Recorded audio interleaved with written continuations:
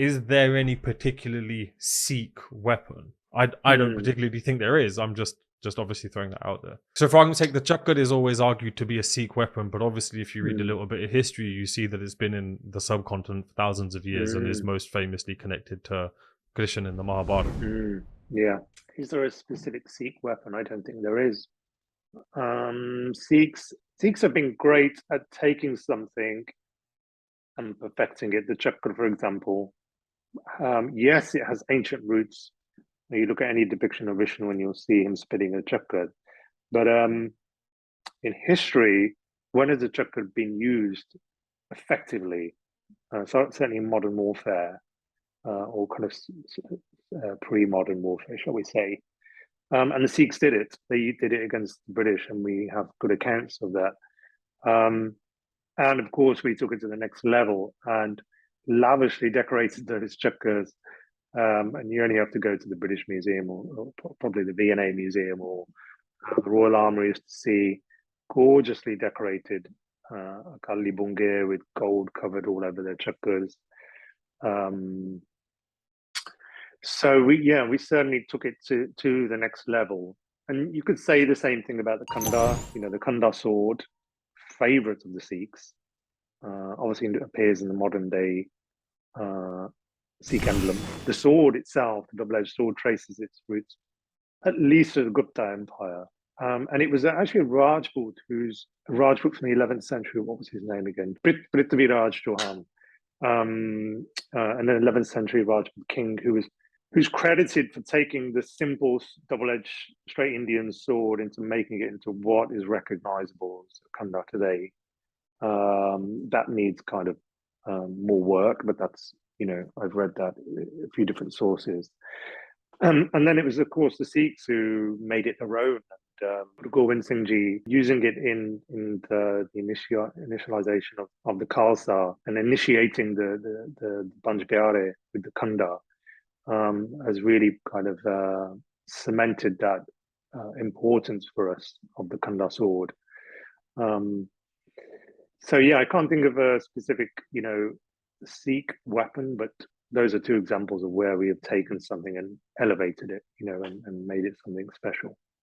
There's one thing that actually popped into my head that we haven't mentioned the whole podcast actually, which is guns. So I know that you obviously deal with arms and armor, and you're not necessarily dealing with modern arms and armor, but from what I've read, small guns at least were like Guru Har Gobind Sahib Ji had pistols, as in there were guns circulating in the subcontinent for quite a while. Like, have you ever come across any? Do you like? I'm sure there's way more legal red tape around that than having to deal with just say swords or armor.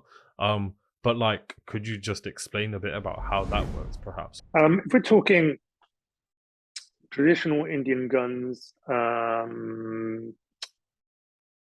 kind of early 19th century and before that, then there's really no. So I'm talking about muzzle loading guns, matchlock and flintlock. There's no legal stipulation in this country, at least, for the ownership, the sale, because to fire any of those is not easy. You need black powder, and so it's the powder that's licensed, not the gun itself.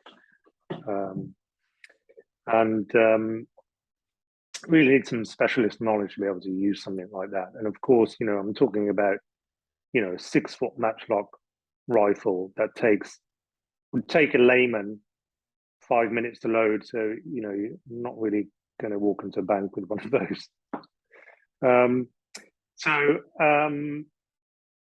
Yeah, I do deal with them. Probably the most interesting related object I dealt with recently was a rocket.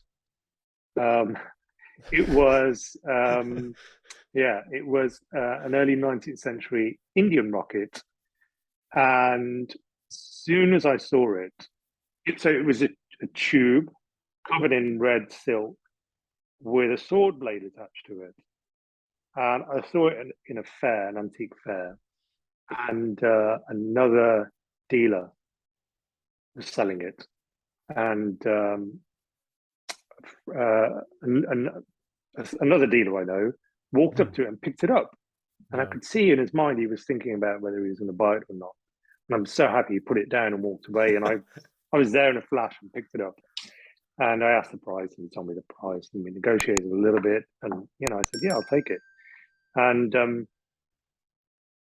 it was full of gunpowder, this rocket. And so I had to do some research into the legality of owning it and selling it. And that was not easy, because gunpowder is dependent on weight, how much gunpowder you can have. And it was kind of, the gunpowder was within the tube, the rocket itself, and it was sealed. So without breaking the thing apart, it's difficult to say. But the reason it was so important was the rocket, not very much to do with the Sikhs, but Indian history anyway. Tipu Sultan, the ruler of Mysore, who died in 1799 fighting the British, made these rockets quite famous. He used them against the British. And the British saw this. And after the defeat of Tipu in 1799, the British took back some of these rockets and studied them and reverse engineered them and used the same rockets in the American War of Independence and some kind of skirmish and small battles in Europe they were used. And that led on to modern, the technology that modern rocket is based upon. So it all started in India. And this was the first time I'd seen a rocket in the flesh. And it still remains, when it was with me, when I was a temporary custodian, it was the only one known in private hands. Now it's in a British museum, which I'm very happy about, because it's the kind of thing that should be in a museum, because it's such a specialist thing as well. So in summary to your question, I do deal with that kind of thing sometimes, and the rocket hopefully gives you an idea of. There's one question that I hadn't put on, we hadn't put on the list, but I just feel like it's appropriate, especially considering how you've mentioned some of the things that you've owned have gone into museums, but also I just like the philosophy behind your language when you're saying that you're a temporary custodian of these objects. I just think that's so apt and just perfect. But there's obviously a raging debate, or there was a raging debate about, and there's always this debate around museums, especially recently, about kind of, should they own them? Should they have them? All of the kind of then the research or the history of that item and whether that is the correct place for it to be. Yeah. Like, I've asked this to obviously a number of people that we've had on the podcast, because I just think everyone's perspective is always quite interesting and insightful to hear. What do you think of this? Like, where do you, like, how do you draw the line? Where do you draw the line? Like, what is your perspective on this?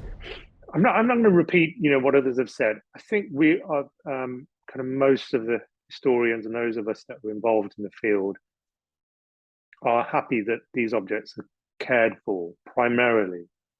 In regards to kind of repatriation, it's a murky topic. I certainly wouldn't want to see anything of important heritage, or any kind of heritage. Everything's important in its own way. Go back to somewhere, and for it to be abused, not looked after. In terms of, let me start with the repatriation aspect. There is I mentioned about the Sikh forces, just as in Ramagri, are leading an expedition into Afghanistan, and it's recorded that there was looting that went on. We can't kid ourselves. Of course, the Sikhs were also involved in battles. At the end of a battle, what's going to happen? They're going to pick up, they're going to take weapons, whatever is there, they're going to take them. So just because the Sikhs own something and the British or whoever took it from us, where did we get it from?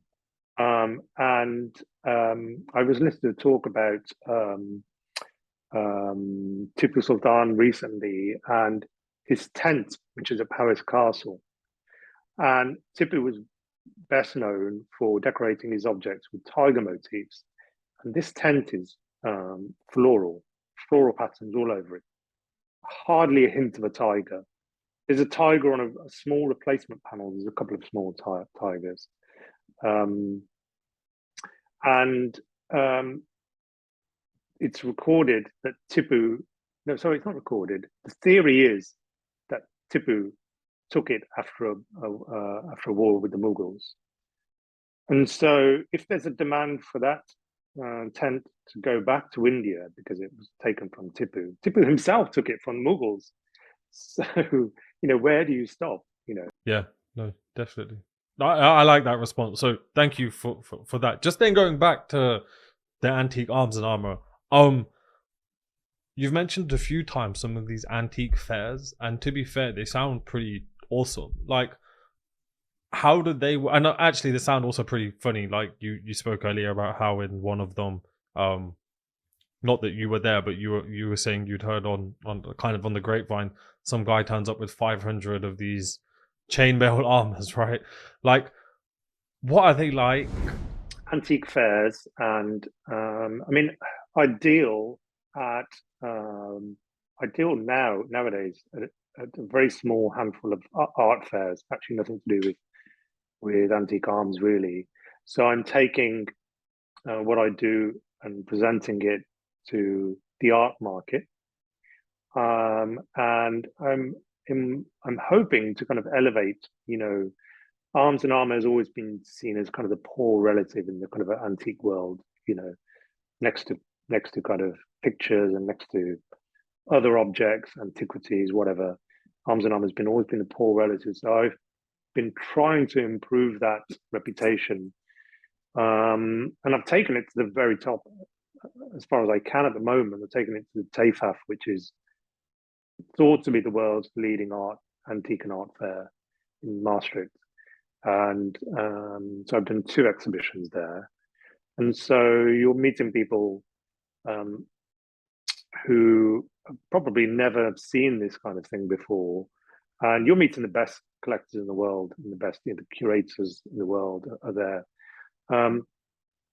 But, kind of at grassroots level, the antique arms fairs in the UK, of which have been kind of curtailed because of COVID, I have no idea whether they're going to get back off the ground again. That's where I learnt my trade. That is where the kind of old school British dealers who were dealing in the 60s and 70s, who were buying at source, in India, in Tibet, in Nepal. This is where I was meeting these guys, and you learn so much, and have access to all these amazing things that I've been able to learn from. My funniest experience was I was at London Arms Fair. And yes, by the way, they are a little bit male dominated, but generally it's a nice crowd, older male, which is part of the reason they're dying out, because people are getting older. But I met a dealer from the continent in the queue to get in, and he looked at me and he said, "Oh, I've got an Indian sword for you to look at." And I said, "Great." He said, "I'll see you inside. I'm going to set the table up and then come over and have a look at it." So I waited, until he set up, and I walked over. And as I walked over, he looked at me and he said, yeah, I've got it underneath the table." And he bent down, he disappeared for a few seconds. As he disappeared, another Sikh collector came and stood next to me. And the guy's arm appeared from under the table. He didn't look up, he thrust his sword up. And before I could kind of get the sword, this other guy kind of nudged me and grabbed the sword. And I thought that was a bit aggressive, but Sikh collectors are so passionate about what we all want to get, good things. Anyway, I looked over and it was a nice looking Indian sword, and fair enough. And a couple of seconds later, his arm appeared again. And there was another sword in his hand, and obviously the guy next to me had a sword in his hand, so I took this one. And as soon as I kind of laid eyes on it, it only took me a second to take hold of it. I knew immediately what it was. it was a very important Sikh sword, and probably one of the most important Sikh swords I've ever had. And you know, if I'd taken the first one, if I'd been a bit aggressive and taken the first one, I wouldn't have got this one. And he asked me the price, and the other collector who's standing next to me kind of looked at me and said, "It's expensive." And I thought, I know it's expensive, but I know what it is as well. You know, I guess he was hoping that I wasn't going to buy it, but I did buy it, and it stayed with me for probably 10 or 15 years, and I was it was bittersweet. It passed on. I sold it last summer to a lovely collector who's currently publishing his collection, and I'm sure it's either going to go to a museum as a bequest or into a permanent Sikh gallery. So I'm very happy to where it's gone. And as I said, we're temporary custodians, and in the years I had it, it literally was in a storeroom for safety. So not really enjoyed by anybody apart from me and a small group of friends who I showed it to now and then. It would normally come out on kind of Christmas Eve. I'd have some friends over, and they'd all say, "Come on, get your Sikh swords." And so that was one of the moments in my mind. So those fairs are invaluable, really. So the sword was inscribed to Nihal Singh of Kapurthala, the Raja of Kapurthala, and lavishly covered in gold, and a beautiful blade. Probably one of the best blades I've ever seen on a Sikh sword. I've seen one or two blades which have been kind of Iranian imported, put on a Sikh hilt, which have been impressive. But Sikh swords generally had fairly plain looking blades, you know, maybe battle ready, but not very impressive to look at. This one had a really, I'm sure it was the original blade, because the original scabbard as well. But one of the best blades I'd seen on a Sikh sword.